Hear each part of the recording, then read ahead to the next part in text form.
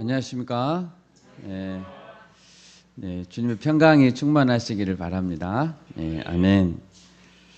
요즘 시대를 생각해 보면 사건 사고가 많이 있는 것 같습니다. 정직하게 살려고 하고 또 착하게 살려고 하는 자들이 기운이 빠지고 한숨이 나오는 일이 많은 것 같습니다. 시편 12편 8절에 이런 말씀이 있습니다. 비열함이 인생 중에 높임을 받는 때에 악인들이 곳곳에서 날뛰는도다. 비열한 자들, 기회주의자들, 또 명예를 저버리는 자들이 높임을 받는 시대입니다. 악인들이 날뛰는 시대에 의인들이 살기는 힘겨울 수밖에 없습니다. 그러나 하나님이 다 지켜보고 계심을 믿습니다. 아멘. 요즘 예레미야 말씀을 계속 묵상하고 있는데요. 예레미야는 거짓과 결탁하지 않고 고난을 자처합니다. 그리고 듣든지 아니 듣든지 여호와의 말씀을 선포합니다. 우리도 예레미야의 길을 갈 수 있기를 바랍니다. 아멘. 하나님은 예레미야로 하여금 바벨론의 포로로 잡혀간 백성들에게 편지를 쓰게 했습니다. 예레미야 29장 5절을 보면 너희는 집을 짓고 거기서 살며 텃밭을 만들고 그 열매를 먹으라 하고 말씀하셨습니다. 포로로 잡혀갔는데 거기에서 가정을 꾸리고 자녀를 많이 낳고 열심히 살아야 한다라고 말씀하십니다. 포로 민족인데요. 하나님은 아십니다. 하나님은 할 수만 있다면 틈을 봐서 얼른 도망쳐 나와라 라고 말하지 않습니다. 그곳에서 번성하게 되리라 약속해 주셨습니다. 요즘 젊은 부부들은 아이를 거의 안 낳으려고 하고 낳아도 하나만 낳으려고 합니다. 포로 백성으로 끌려갔지만 거기에서 가정을 꾸리고 자녀를 많이 낳아라 이 말씀을 깊이 묵상하면 좋겠습니다. 하나님의 섭리와 인도하심을 믿으면 하나님께서 가정을 또 자녀들을 지켜주실 것을 믿습니다. 아멘. 하나님은 또 포로 생활할 때 그 성읍, 그 나라를 위해 축복하라고 하십니다. 원수 나라인데요. 하나님 아십니다. 29장 7절 말씀 우리 같이 한번 읽어볼까요? 예레미야 29장 7절 말씀 같이 읽겠습니다. 너희는 내가 사로잡혀 가게 한 그 성읍의 평안을 구하고 그를 위하여 여호와께 기도하라. 이는 그 성읍이 평안함으로 너희도 평안할 것임이라. 아멘. 자신들을 압제하는 바벨론 사람들을 미워하거나 싸우려고 하지 말고 축복하라고 하십니다. 왜냐하면 자신들이 살고 있는 나라가 평안해야 그래야 그들도 평안할 것이기 때문입니다. 바벨론에 대한 심판은 나중에 하나님이 직접 하실 것입니다. 29장 11절도 한번 읽어보겠습니다. 11절입니다. 여호와의 말씀이니라 너희를 향한 나의 생각을 내가 아나니 평안이요 재앙이 아니니라 너희에게 미래와 희망을 주는 것이니라. 아멘. 여러분 하나님은 선하십니다. 아멘. 하나님 우리에게 미래와 희망을 주시는 분이십니다. 하나님이 포로로 보냈다면 감사함으로 그곳에서 잘 버텨야 합니다. 하나님이 멍에를 메워주셨다면 감사와 찬양을 올려드리면서 멍에를 져야 합니다. 여러분 이스라엘 백성들은 하나님의 자녀들입니다. 창조주 하나님, 전능하신 하나님의 자녀들임에도 불구하고 왜 나라가 망하고 꽁꽁 줄에 묶여서 바빌론의 포로로 끌려가야 합니까? 왜 하나님의 자녀들이 징계를 받고 세상의 비웃음거리가 되어야 합니까? 그것은 바로 그들이 하나님의 자녀들이기 때문입니다. 하나님은 하나님의 영광을 소중하게 생각합니다. 아멘. 자신의 이름의 품격을 하나님은 소중하게 여기십니다. 하나님 자신의 명예와 영광을 위해 자기 자녀들이 엉망으로 사는 것을 허락하지 않습니다. 하나님은 우리가 번영하고 숫자가 많아지는 것을 원하시기보다 숫자가 좀 적더라도 진리에 따라 살고 명예롭게 사는 것을 원하십니다. 믿습니까? 아멘. 여러분, 우리가 하나님의 성품을 닮아갑시다. 아멘. 세상이 어떤 것을 추구하고 어떤 것으로 우리를 몰고 가려고 한들 그것을 배우지 마시고 하나님의 인자하심과 성실하심과 의로우심과 공의를 사랑하는 그 하나님의 고결하고 거룩한 성품을 우리가 사모하고 닮아가기를 소원합니다. 아멘.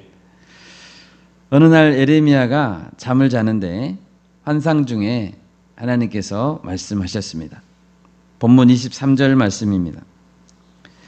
내가 그 사로잡힌 자를 돌아오게 할 때에 그들이 유다 땅과 그 성읍들에서 다시 이 말을 쓰리니 곧 의로운 처소여 거룩한 산이여 여호와께서 내게 복 주시기를 원하노라 할 것이며 라고 하나님이 말씀하셨습니다. 지금 당장은 조금 있으면 남유다가 멸망당합니다. 하나님은 자기 백성들이 사로잡혀가게 하십니다. 그렇지만 시간이 지나면 반드시 돌아올 때가 있다는 것입니다. 백성들이 다시 유다 땅에 돌아오면서 의로운 처소여 거룩한 산이여 여호와께서 내게 복 주시기를 원한다라고 찬양할 때가 있을 것이라는 것입니다. 그저께 금요일 저녁에 기도회를 우리가 하잖아요. 기도회를 하는데 오라 우리가 찬양 있죠? 오라 우리가 여호와의 산에 올라 하나님의 전에 오르자 그 찬양을 열심히 부르는데 큰 은혜가 됐습니다. 작년에 우리 청년들과 함께 버스킹하면서 이 찬양을 불렀는데 그때가 생각나면서 은혜가 됐습니다. 하나님은 우리가 와서 함께 모여서 주의 도를 배우고 그 길로 행하기를 너무 기뻐하십니다. 아멘. 오늘 말씀의 제목은 우리를 회복시키시는 하나님이십니다. 우리를 회복시키시는 하나님. 우리 주변에는 그리고 우리 중에도 상처를 입어 회복이 필요한 분들이 많습니다. 예레미야 30장 12, 13절 우리 같이 한번 읽어보겠습니다. 예레미야 30장 12, 13절입니다. 여호와께서 이와 같이 말씀하시니라. 네 상처는 고칠 수 없고 네 부상은 중하도다. 네 송사를 처리할 재판관이 없고 네 상처에는 약도 없고 처방도 없도다. 얼마나 답답합니까? 처방도 없답니다. 스스로 행한 죄 때문에 내 상이 깊어졌습니다. 또 주변 사람들의 죄 때문에 억울한 일을 당하고 답답한 일을 당하고 마음의 상처와 우울증과 스트레스를 가지고 사는 사람들이 너무나 많습니다. 그러면 이때 처방도 없는 이럴 때에 우리는 어떤 소망을 가질 수 있을까요? 바로 우리를 회복시키시는 하나님에게서 소망을 찾을 수 있음을 믿습니다. 아멘. 하나님은 우리를 회복시키십니다. 오직 하나님 안에 있을 때만 우리의 상처는 회복됩니다. 그러면 하나님은 우리를 어떻게 회복시키실까요? 첫째는 강력한 의지를 가지고 반드시 이 일을 이룬다는 것입니다. 27절 말씀, 본문 27절 말씀입니다. 네, 같이 한번 읽겠습니다. 여호와의 말씀이니라. 보라, 내가 사람의 씨와 짐승의 씨를 이스라엘 집과 유다 집에 뿌릴 날이 이르리니. 아멘. 내가 이스라엘과 유다 땅에 사람과 짐승의 수를 헤아릴 수 없이 많게 할 날이 올 것이다. 얼마나 큰 소망입니까? 나라가 이제 곧 망합니다. 나라가 망하면 수많은 사람들이 죽어나갑니다. 흔적도 없이 멸절되어 버릴 것만 같습니다. 그렇지만 하나님의 약속은 무엇입니까? 사람의 숫자와 짐승의 숫자가 헤아릴 수 없이 많게 될 것이다 라고 희망을 주고 계십니다. 그런데 하나님이 이 일을 어떻게 이루실까요? 28절입니다. 깨어서 그들을 뿌리 뽑으며 무너뜨리며 전복하며 멸망시키며 괴롭게 하던 것과 같이 내가 깨어서 그들을 세우며 심으리라. 여호와의 말씀이니라. 하나님은 깨어서, 또 내가 깨어서라고 말씀하십니다.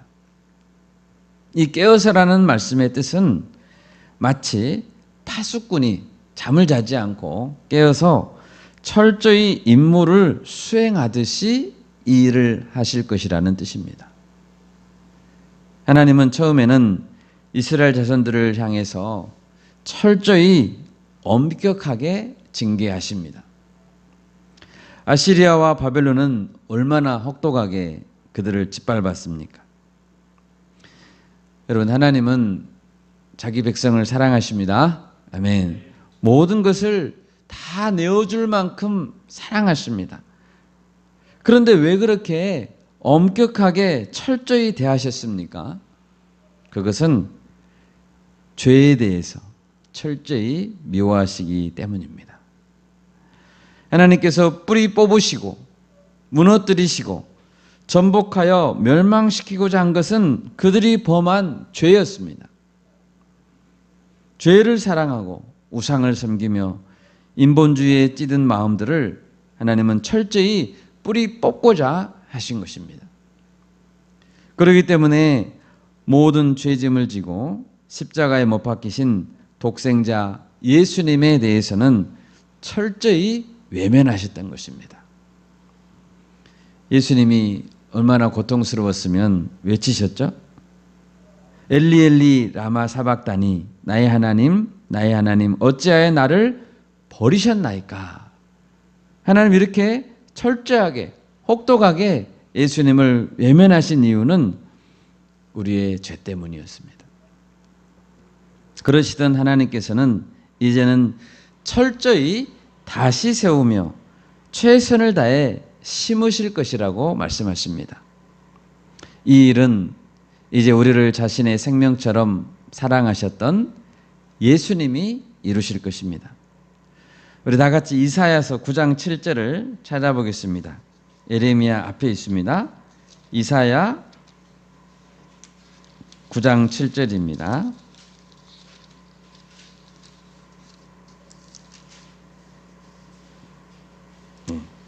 같이 읽겠습니다. 그 정사와 평강의 더함이 무궁하며 또 다윗의 왕좌와 그의 나라에 군림하여 그 나라를 굳게 세우고 지금 이후로 영원히 정의와 공의로 그것을 보존하실 것이라. 만군의 여호와의 열심히 이를 이루시리라. 아멘. 만군의 여호와의 열심히 이 일을 이룬다는 것입니다. 여러분, 하나님께서는 어느 정도로 열심히 백성들을 지키실까요? 시편 121편 4절에서 이스라엘을 지키시는 이는 졸지도 아니하시고 주무시지도 아니하시리로다 라고 말씀합니다. 하나님 우리를 지키실 때 잠을 한숨도 안 자십니다. 얼마나 철저히 지키십니까? 자신의 양떼를 밤새 지키시는 분은 우리의 선한 목자 되신 예수님이십니다. 아멘. 그분은 최고의 파수꾼입니다. 예수님은 공생의 기간 동안에 각 성과 각 촌에 두루 다니시며 하나님의 말씀을 선포했습니다. 양떼들을 잡아먹는 늑대와 같은 서기관들과는 입에 거품을 불고 싸우셨습니다. 예수님은 1분 1초를 쪼개가며 일하셨습니다. 한 번은 안식일에도 열심을 품고 일하시는 예수님을 보던 유대인들이 예수님을 비난했습니다. 안식일에도 일한다 하면서. 이때 예수님은 말씀했습니다. 요한복음 5장 17절입니다. 예수께서 그들에게 이르시되 내 아버지께서 이제까지 일하시니 나도 일한다 라고 말씀했습니다. 여러분, 예수님은 열심히 일하십니다. 아멘. 여러분, 지금 누구 때문에 예수님이 안식일에도 일하고 계십니까? 왜 아버지 하나님이 일하셔야 됩니까? 쉬지 않고? 죄를 지은 서기관과 바리새인들 때문 아닙니까? 자기들 때문에 열심히 일하고 계시는데 예수님에게 왜 일하냐고 말합니다. 그들은 열심히 일하시는 예수님 앞에 겸손히 무릎 꿇고 회개해야 됩니다. 여러분, 예수님의 제자들은 예수님처럼 살아야 됩니다. 아멘. 예수님의 제자들이죠. 예수님처럼. 내가 깨어서 그들을 세우며 심으리라 라고 말씀하십니다. 우리도 파수꾼처럼 열심히 깨어서 일합시다. 아멘. 거짓 목자들이 우리의 양떼를 물어가지 않도록 잠 한숨도 주무시지 마시고 양떼들을 지킵시다. 연약한 양떼들은 잘 먹이고 도와서 튼튼하고 토실토실한 양으로 세워갑시다. 가는 곳마다 복음을 심고 열심히 뿌립시다. 이것이 우리의 사명입니다. 내 아버지께서 일하시니 나도 일한다. 우리도 일합시다. 아멘. 주님을 닮아서 하나님의 열심을 회복할 수 있기를 소원합니다.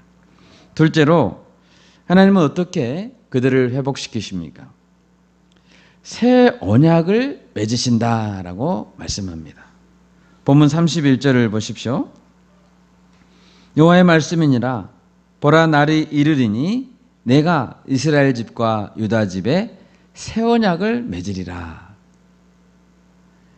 31절에서 32절까지는 하나님께서 새롭게 세우시는 새 언약에 관한 언급입니다.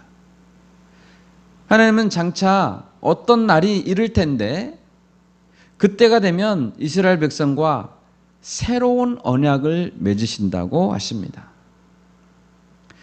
새 언약이라고 하셨으니 그때가 되면 그때까지의 옛 언약은 효력을 잃게 될 것입니다. 그러므로 이스라엘 백성들이 바벨론에서 돌아오는 것이 최종적인 회복이 아니라 새 언약을 맺는 일이 아직 남아있고 그때가 최종적인 회복이라는 것입니다. 이스라엘의 최종적인 회복은 새 언약으로 완성될 것입니다. 그렇다면 새 언약은 왜 필요할까요? 왜냐하면 옛 언약으로는 최종적인 구원의 완성이 불가능하기 때문입니다. 32절 말씀은 왜 새 언약이 필요한지 설명해 주고 있습니다. 32절 말씀 같이 한번 읽겠습니다. 이 언약은 내가 그들의 조상들의 손을 잡고 애굽 땅에서 인도하여 내던 날에 맺은 것과 같지 아니할 것은 내가 그들의 남편이 되었어도 그들이 내 언약을 깨뜨렸음이라. 여호와의 말씀이니라. 아멘. 옛 언약이 있었습니다. 하나님은 애굽 땅에서 인도하여 내던 날에 이스라엘 조상들과 언약을 맺었었습니다. 이 말씀 보면 내가 그들의 손을 잡고 갔다라고 하셨죠. 얼마나 하나님은 그들을 사랑했습니까? 그 언약은 시내산에서 모세라는 탁월한 중보자를 통해서 체결됐습니다. 다 같이 출애굽기 19장을 찾아보겠습니다. 출애굽기 19장 4절에서 6절입니다. 출애굽기 19장 4절에서 6절 한 목소리로 읽겠습니다. 내가 애굽 사람에게 어떻게 행하였음과 내가 어떻게 독수리 날개로 너희를 업어 내게로 인도하였음을 너희가 보았느니라. 세계가 다 내게 속하였나니 너희가 내 말을 잘 듣고 내 언약을 지키면 너희는 모든 민족 중에서 내 소유가 되겠고 너희가 내게 대하여 제사장 나라가 되며 거룩한 백성이 되리라. 너는 이 말을 이스라엘 자손에게 전할지니라. 아멘. 옛 언약의 요약입니다. 하나님의 소유가 되는 것, 하나님 나라의 제사장이 되고 거룩한 백성이 될 것이라는 이 언약은 어떻게 하면 성취되나요? 너희가 내 말을 잘 듣고 내 언약을 지키면 성취됩니다. 순종을 전제로 성취됩니다. 그렇다면 이스라엘 백성들은 잘 순종했습니까? 언약에 신실했나요? 아닙니다. 오늘 본문에서 내가 그들의 남편이 되었어도 그들이 내 언약을 깨뜨렸음이라 라고 말합니다. 더 이상 시내산에서 맺은 언약은 그러므로 효력을 발휘할 수가 없게 된 것입니다. 남편 대신 하나님이 손을 잡고 와서 언약을 맺었습니다. 그런 참 남편의 손을 뿌리쳐버리고 가짜 남편을 따라가 우상을 섬기고 배반한 것이 한두 번이 아닙니다. 하나님께서도 여러 번 징계했었습니다. 징계했지만 징계해도 조금 있으면 또 우상을 쫓아갔습니다. 또 여호와의 손을 뿌리쳤습니다. 제자리에 데려다 놓으면 또 바람을 피우고 도망갔습니다. 하나님은 참다 못해 마지막으로 징계하셨는데 그것이 곧 아수르와 바벨론에게 나라를 빼앗기고 포로가 되게 하는 것이었습니다. 이젠 더 이상 옛 언약으로는 구원을 이룰 수 없습니다. 그러므로 새 언약이 필요한 것입니다. 새 언약을 주신 하나님 얼마나 감사합니까? 아멘. 새 언약 안 주셨으면 구원 받을 길이 없어요. 그러면 새 언약은 어떻게 맺는 것입니까? 본문 33절을 보십시오. 같이 한번 읽을까요? 그러나 그날 후에 내가 이스라엘 집과 맺을 언약은 이러하니 곧 내가 나의 법을 그들의 속에 두며 그들의 마음에 기록하여 나는 그들의 하나님이 되고 그들은 내 백성이 될 것이라. 여호와의 말씀이니라. 아멘. 새 언약은 우리의 마음에 기록한 말씀으로 맺어진다고 하십니다. 내가 나의 법을 그들의 속에 두며 그들의 마음에 기록하겠다라고 말합니다. 옛 언약이 돌판에 기록된 계명이죠. 그렇다면 새 언약은 마음에 기록된 하나님의 법이라고 하십니다. 원래 구약 성경이든지 신약 성경이든지 하나님의 말씀의 저자는 성령님이십니다. 아멘. 우리 이사야서 34장 16절을 같이 읽겠습니다. 이사야 34장 16절. 이사야 34장 16절 같이 읽습니다. 너희는 여호와의 책에서 찾아 읽어보라. 이것들 가운데서 빠진 것이 하나도 없고 제 짝이 없는 것이 없으리니 이는 여호와의 입이 이를 명령하셨고 그의 영이 이것들을 모으셨음이라. 아멘. 여호와의 영이 성령께서 그 말씀들을 모아서 기록했다는 말씀입니다. 옛 언약도 하나님의 영이 기록했습니다. 믿으십니까? 아멘. 옛 언약 자체에는 문제가 없습니다. 언약에 문제가 있는 것이 아니고 그것을 지키지 않는 자들이 문제였죠. 그런데 하나님 은혜로 이제 새 언약을 주십니다. 새 언약은 마음판에 기록된다고 하셨으니 성령께서 우리 마음에 이제 기록하는 언약인 것입니다. 예수님께서는 보혜사 성령을 보내신다고 하셨고 그 성령께서 진리 가운데로 인도하실 것이라 라고 하셨습니다. 요한복음 16장 13절입니다. 그러나 진리의 성령이 오시면 그가 너희를 모든 진리 가운데로 인도하시리니 그가 스스로 말하지 않고 오직 들은 것을 말하며 장래 일을 너희에게 알리시리라. 아멘. 성령께서는 우리 마음에 들어오십니다. 그리고 우리에게 하나님 말씀을, 진리의 말씀을 생각나게 하시고 하나님을 알게 하십니다. 성령께서 마음에 있는 자는 작은 자로부터 큰 자까지 다 하나님을 알게 될 것입니다. 또한 여러분, 새 언약은 어떻게 맺는 것입니까?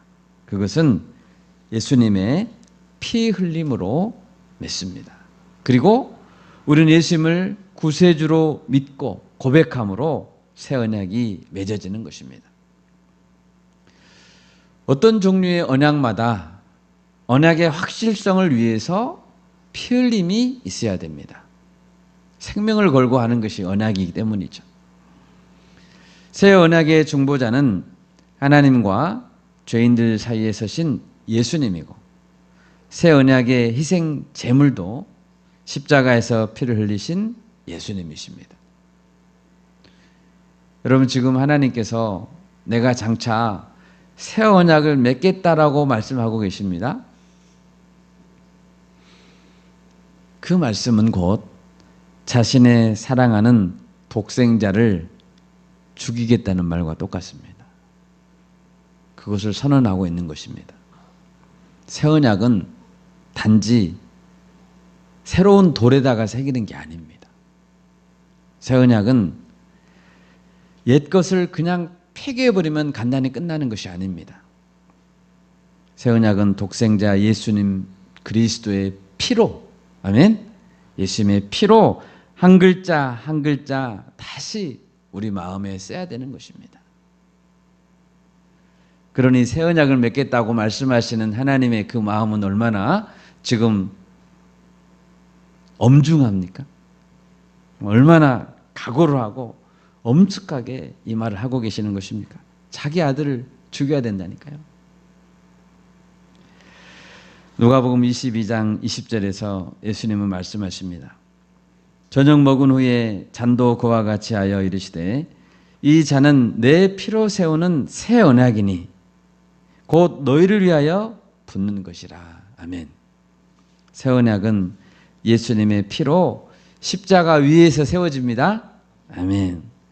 새 언약은 그러므로 옛 언약을 대체하는 완성된 언약이고 더 이상의 다음 언약이 필요 없는 최종적인 언약입니다. 여러분, 예수님 외에 다른 언약의 중보자는 이제는 없습니다. 아멘. 예수님 이후로 와서 내가 자신이 보혜사다라고 주장하고 자신이 언약의 중보자라고 주장하는 자들은 다 사기꾼들입니다. 하나님의 사랑을 버리고 그런 자들을 따라가면 영원히 멸망받고 죽게 됩니다. 그렇다면 새 언약 안에서 우리에게는 어떤 유익이 있을까요? 먼저 우리의 구원은 확실하게 보장됩니다. 아멘. 아멘. 34절입니다. 오늘 본문 34절입니다. 같이 한번 읽겠습니다. 그들이 다시는 각기 이웃과 형제를 가르쳐 이르기를 너는 여호와를 알라 하지 아니하리니 이는 작은 자로부터 큰 자까지 다 나를 알기 때문이라. 내가 그들의 악행을 사하고 다시는 그 죄를 기억하지 아니하리라. 여호와의 말씀이니라. 아멘. 얼마나 감사합니까? 새 언약을 세우시는 그리스도의 피는 모든 악행을 용서해 주시기에 충분합니다. 아멘. 그리고 성령의 인치심으로 모든 죄사함의 사실이 보증되었습니다. 예수 그리스도 안에서는 결코 정죄함이 없습니다. 할렐루야. 아멘. 동이 서에서 먼 것 같이 우리의 죄가를 우리에게서 멀리 옮기셨다고 했습니다. 내가 진실로 진실로 너에게 이르노니 내 말을 듣고 또 나 보내신 이를 믿는 자는 영생을 얻었고 심판에 이르지 아니하나니 사망에서 생명으로 옮겼느니라. 여러분 믿으십니까? 아멘. 우리 예수님을 믿을 때 새 언약의 수혜자가 됨을 믿습니다. 우리는 오직 예수님의 새 언약 안에서 은혜로 구원을 받는 자가 되었음을 믿습니다. 또한 새 언약은 우리에게 새 언약의 일꾼으로 사명을 감당하게 하십니다. 예수님은 우리를 새 언약 안에서 영원한 자녀를 삼으셨을 뿐만 아니라 이 복음을 널리 전하는 직분도 주셨다는 것입니다. 다 같이 고린도후서 3장 찾아보겠습니다. 고린도후서 3장 6절에서 9절 말씀 우리 같이 읽겠습니다. 고린도후서 3장 6절에서 9절 말씀입니다. 그가 또한 우리를 새 언약의 일꾼 되기에 만족하게 하셨으니 율법 조문으로 하지 아니하고 오직 영으로 함이니 율법 조문은 죽이는 것이요 영은 살리는 것이니라. 돌에 써서 새긴 죽게 하는 율법 조문의 직분도 영광이 있어 이스라엘 자손들은 모세의 얼굴에 없어질 영광 때문에도 그 얼굴을 주목하지 못하였거든 하물며 영의 직분은 더욱 영광이 있지 아니하겠느냐. 정죄의 직분도 영광이 있은즉 의의 직분은 영광이 더욱 넘치리라. 아멘. 아멘. 여러분 새 언약의 일꾼의 직분은 영광스러운 직분입니다. 아멘. 가는 곳마다 생명의 복음을 심는 영광스러운 직분.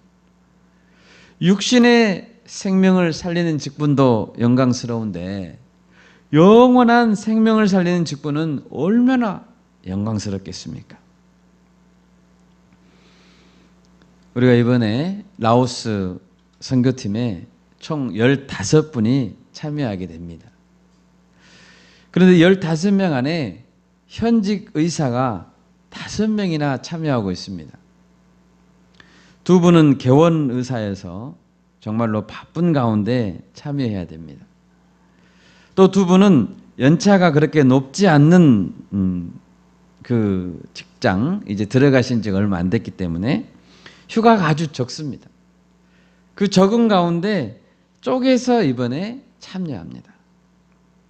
영원한 생명을 살리는 직분이 영광스러움을 알기 때문에 해외 선교의 대회에 참여하는 것입니다. 또 10분의 대원들도 마찬가지입니다. 한 자매님은 대학원 일정이 너무 바쁜데 선교지에 가서도 논문을 읽어야 되지 않는가라고 생각할 정도로 바쁜데 참여합니다. 또 어떤 형제는 직장에 아쉬운 소리를 하면서 참여하고 월요일 오전까지 근무를 끝내고 혼자서 KTX 열차를 타고 인천공항으로 옵니다. 알바를 하면서 재정을 마련해서 청년들은 갑니다. 개인 휴가를 반납하고 갑니다. 미리 일을 다 끝내야 되기 때문에 가기 전에 초과 근무를 며칠씩 해야 됩니다. 어떤 장로님 권사님은 선교를 간다고 하면 그냥 묻지 않고 참여합니다. 참여하기 정말 어려운 사정이 있는 분들은 온 마음을 다해 선교헌금을 힘껏 들여서 참여합니다. 모두 너무나도 귀한 헌신이고 동참입니다. 아멘. 할렐루야. 아멘. 왜 그렇습니까?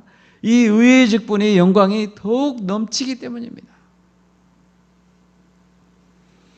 바울교회가 청년 제자 양성과 열방 복음화의 귀한 직분을 잘 감당할 수 있기를 바랍니다. 우리를 통해서 큰 일을 이루실 그 하나님을 기대합니다. 세 번째로 하나님은 어떻게 우리를 회복시키십니까? 영원한 새 예루살렘을 건축하셔서 우리를 회복시키십니다. 38절 이하에서는 마지막 날에 있을 예루살렘의 재건에 대해서 말씀하십니다. 보라, 날이 이르리니 이 성은 하나님의 망대로부터 모퉁이에 이르기까지 여호와를 위하여 건축될 것이라. 여호와의 말씀이니라. 39절에서는 가렙 언덕 고아라는 명칭이 등장합니다. 40절에서는 예루살렘 성을 빙 둘러서 시체와 제 골짜기, 기드론 골짜기, 마문이라는 것을 기록하고 있습니다. 그 날이 오면 이 모든 것들이 여호와를 위하여 건축될 것입니다. 그리고 다시는 뽑히거나 전복되지 않을 것이라고 선포하고 계십니다. 물론 바벨론에 끌려갔던 포로들이 돌아와서 성전과 성벽을 재건할 것입니다. 그렇지만 그 재건한 예루살렘 성과 성전은 영원히 파괴되지 않은 것은 아닙니다. 파괴됐었습니다. 그러므로 38절 이하의 재건의 예언은 문자적인 의미가 아니고 영적인 의미의 새 예루살렘, 곧 천국 도성을 의미하는 것입니다. 계시록 21장 2절입니다. 또 내가 보매 거룩한 성 새 예루살렘이 하나님께로부터 하늘에서 내려오니 그 준비한 것이 신부가 남편을 위하여 단장한 것 같더라. 아멘. 예수님께서는 우리에게 새 예루살렘을 건설해 주실 것입니다. 이보다 더 좋은 집은 없습니다. 여러분, 천국을 사모합시다. 새 예루살렘은 영원히 무너지지 않을 것입니다. 이제 말씀을 맺겠습니다. 하나님은 우리를 사랑하십니다. 자기 사랑하는 아들, 딸을 바벨론 포로로 끌려가게 하시는 아버지의 마음을 우리가 생각해 볼 수 있기를 바랍니다. 우리를 사랑하시기에 포로로 고생시키더라도 우리를 다시 새롭게 만들기를 원하시는 그 아버지를 우리가 사랑할 수 있기를 바랍니다. 아멘. 하나님의 새 언약으로 우리가 완전히 회복될 것을 믿습니다. 새 언약으로 우리 모든 죄는 용서되었습니다. 그리고 이제는 새 언약으로 일꾼으로 세움 받았습니다. 그 일꾼의 사명을 잘 감당할 수 있기를 주님의 이름으로 축원합니다. 아멘. 제가 기도하겠습니다.